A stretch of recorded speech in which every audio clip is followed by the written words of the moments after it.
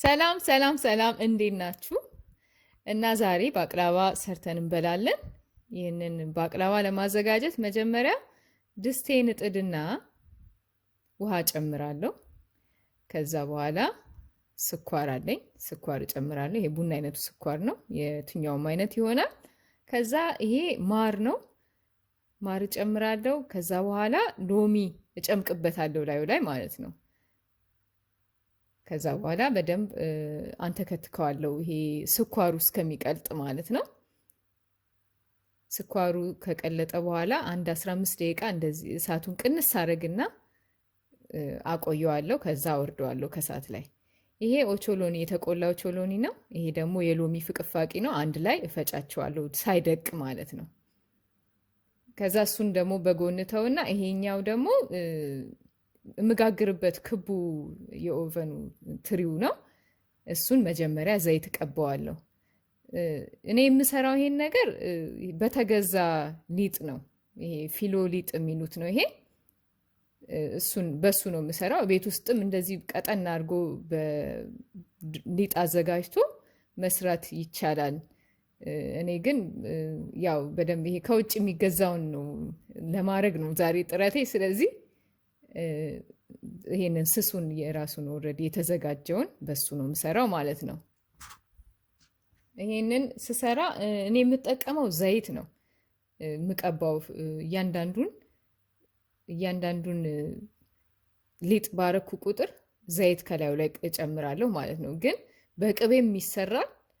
ግን ለጾም ጊዜም እንዲሆን በማሰብ ነው ይሄንን በዘይት እየሰራው ያለሁት። እንደገና ጣዕሙም በደንብ የሚገባኝ የሀገራችን ያው በዚህ በዘይት የተሰራው ነው፣ ለዛ ነው። ስለዚህ ይሄንን ሊጥ የምደረድረው 10 እስከሚሆኑ ድረስ ነው እና 10 ሲሆኑልኝ ቅድም ያዘጋጀሁትን በደንብ ሳይደቅ የተዘጋጀ ኦቾሎኒ ያላል የተቆላ እሱን ነው ለማድረግ የማስበው። ስለዚህ 10 እስከምደርስ ድረስ ጠብቃለሁ ማለት ነው።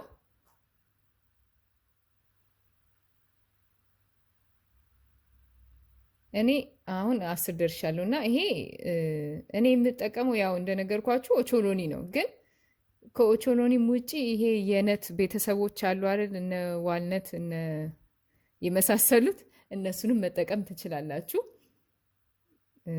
ፒስታሽዮም የሚጠቀሙ ሰዎች አሉ። ብቻ የተመቻችሁን የሚስማማችሁን ማለት ነው መጠቀም ትችላላችሁ። አሁን ሁለተኛውን ዙር ጀምራለሁ ማለት ነው። ሁለተኛው ዙር ላይ ሲደረግ ይሄ የመጀመሪያው ሊጥ ወደዛ ወደዚህ እየተንሸራተተ ያስቸግራል፣ ከስር ስለሚቆረቁረው መሰለኝ ኦቾሎኒው።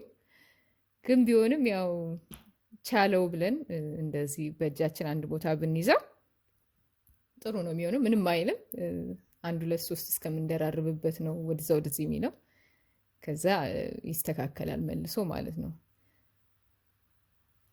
ከዛ እንግዲህ ይሄንንም አሁን እንዴት ነው ማረገው? 1 6 ወይም 5 ጨምርበታለሁ ማለት ነው በዚህ ላይ እንደገና። ይህንን የፊሎ ሊጥ ማለት ነው በ4 ማዕዘኑ ነው የሚሸጠው። እኔ ግን ይሄን በክቡ መጋገር ስለፈለኩ ዝም ብዬ መጋገሪያውን ደፋውበትና በክብ ቅርጽ በቢላ ቆረጥኩት ማለት ነው። እና እንደዚህ ቅርጽ የያዘው በዛ መሰረት ነው። እና በ4 ማዕዘኑ መጋገር ይቀላል። በቃ ቀጥታ እንደተገዛ በዛው አንጥፎ መጋገር ይቀላል። እሺ አሁን ሁለተኛውን ዙር የኦቾሎኒ ንስነሳ እያከናወንኩ ነው።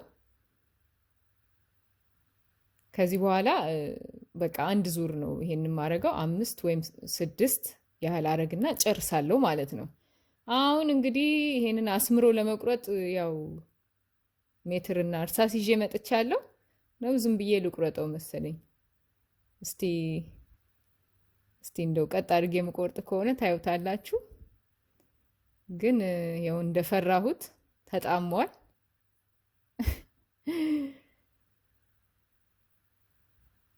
ግን እንደምንም ብሎ ቢጣምም ያው ስቲል በጣም ጣፋጭ የሆነ ባቅላባ እንደሚወጣው በማሰብ ቀጥ ያለው ቆረጣውን ማለት ነው።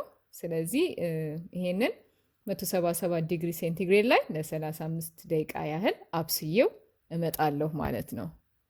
እሺ ይሄ በስሎ ወጥቶ ነው እና አሁን ይሄንን ልክ ትኩሱን እንደወጣ ያ ቅድም ያዘጋጀነውን ፈሳሽ እላዩ ላይ እናፈስበታለን ማለት ነው። ያዘጋጀነው ቀደም ብለን ስለሆነ ቀዝቅዟል እስካሁን። ስለዚህ እላዩ ላይ እናፈስና በደንብ እስከሚቀዘቅዝ እንተወዋለን፣ አንነካው። ልክ ሲቀዘቅዝ ይኸው አቅርቤዋለሁ። አሁን የቀረ እንዳይኖር ከስር ያልቆረጥኩት እንዳይኖር ቅድም በሚል እንደው ለማረጋገጥ ያህል ነው እንደዚህ እያደረኩ ያለሁት።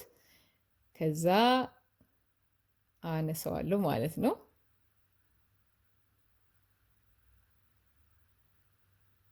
ይኸው በጣም ቆንጆ ሆኖ ነው የወጣው፣ ምንም ሳይሆን። ለነገሩ አሰራሩ በጣም ቀላል ነው። ስለተከታተላችሁኝ አመሰግናለሁ። ከወደዳችሁ ሰብስክራይብ አድርጉ። መልካም ጊዜ ይሁንላችሁ።